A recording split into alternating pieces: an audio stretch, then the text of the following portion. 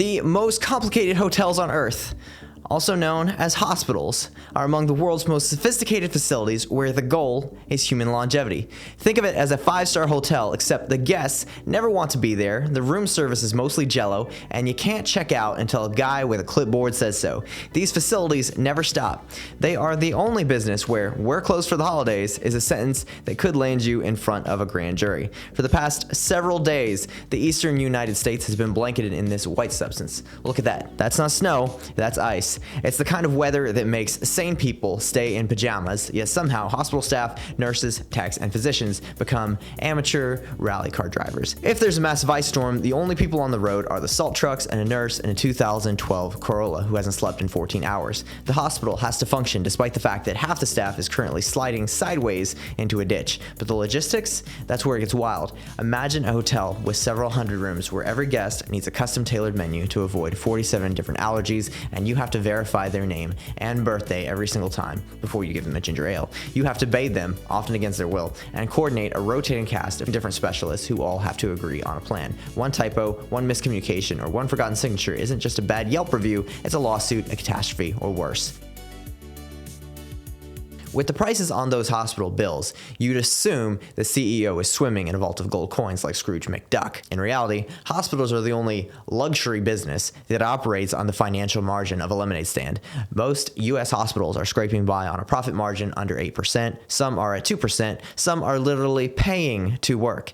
Let's look at our hypothetical overachiever, North Pine Medical. This fictional corporation buys up failing hospitals, cuts the fancy coffee in the break room, optimizes every schedule, and streamlines the cafeteria. Even after all that corporate magic, they're lucky to hit a 9.2% margin. Compare that to Netflix, which has a profit margin of around 24%. Netflix just has to make sure Stranger Things doesn't lag. A hospital has to make sure human beings don't die. One involves a loading circle, the other involves a crash cart. The liability to payoff ratio is absolutely nonsensical. Why is the factory so expensive? It's the friction. Every single item in a hospital, from a heart valve to the soap in the dispenser, has more paperwork attached to it than a mortgage. In 2026, the average hospital spends over $30 million every year just on supplies.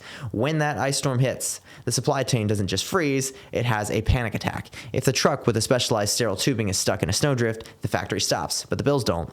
The MRI machine, which has to be kept colder than a lonely penguin's toes, can cost a fortune in electricity, whether it's being used or not. The hospital is a giant, high-tech furnace that eats money to stay alive. If you're looking to start a business in this 2026 climate, you'd realize pretty quickly that owning the factory is the most challenging option.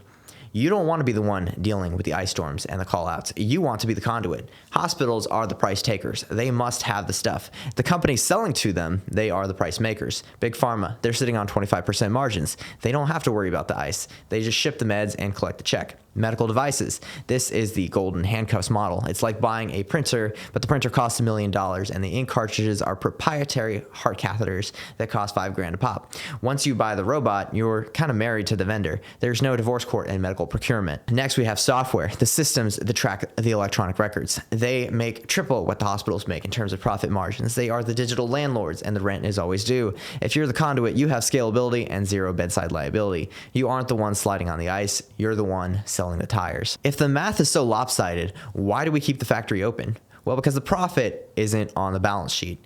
Cardiac disease alone costs the U.S.